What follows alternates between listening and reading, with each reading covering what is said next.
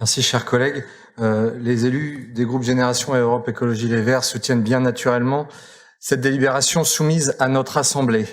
Il est évident qu'au regard de sa tradition d'accueil, la ville de Clermont-Ferrand doit s'associer aux dizaines de collectivités qui ont décidé en France de soutenir financièrement l'action de SOS Méditerranée. Depuis l'arrêt de l'opération Mare Nostrum fin 2014, SOS Méditerranée fait partie de ces ONG qui assurent le sauvetage en mer des centaines de personnes qui, tous les ans, tentent de rejoindre le sol européen pour y trouver asile. Elle constitue pour les exilés le seul recours en cas de détresse. Face à la démission des États, qui ont l'obligation d'assurer la coordination du débarquement des personnes en péril dans un lieu sûr et dans les meilleurs délais, il est capital que nous prenions nos responsabilités politiques pour assurer à cette association un soutien financier apte à lui permettre de poursuivre sa mission. Nous voulons rappeler notre attachement inconditionnel à un accueil fraternel, solidaire et respectueux de la dignité humaine de celles et ceux qui fuient leur pays et qui trouvent en ces ONG non pas un moyen d'émigrer, contrairement à ce que le fantasme xénophobe de l'appel d'air voudrait nous faire croire, mais une condition de leur survie en mer. Nous saluons donc la décision autorisant l'Ocean Viking à accoster au port de Toulon le 11 novembre et celle des collectivités qui ont accepté d'accueillir une partie des exilés, du moins ceux qu'on avait autorisés à sortir de la zone d'attente.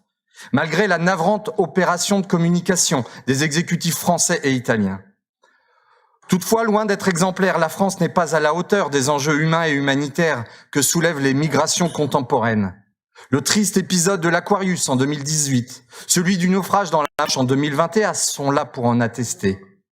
De même, pour la manière dont, à la suite de l'accord trouvé en juin dernier, la France accueille au compte-gouttes les demandeurs d'asile entrés en Europe par le territoire d'autres États. La France est au contraire engagée depuis de trop nombreuses années maintenant dans un processus de fermeté qui l'a conduit à préférer le rejet, l'exclusion, la sélection et l'enfermement plutôt que l'accueil. Tout cela dans un cadre européen inadapté qu'il convient de réformer pour une plus grande solidarité.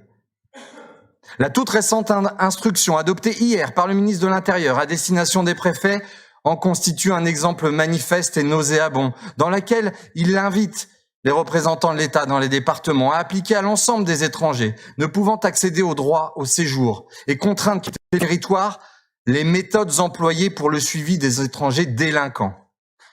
Que dire d'ailleurs des conditions dans lesquelles les exilés de l'Ocean Viking, enfermés dans une zone d'attente, installés sur une base militaire à Toulon, sont traités alors qu'ils se trouvent dans un état psychologique et physique alarmant.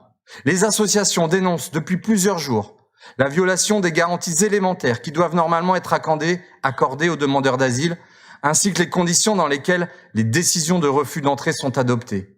Avant-hier, la Cour d'appel d'Aix-en-Provence a d'ailleurs annulé une bonne part des décisions de maintien en zone d'attente.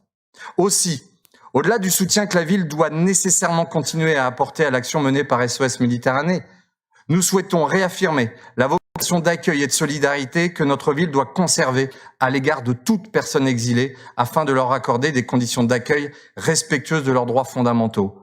C'est d'ailleurs pour cette raison que nous voterons très volontiers les délibérations relatives au soutien financier accordé au CTAI ainsi qu'à l'organisation du festival Migrants Scène. Je vous remercie.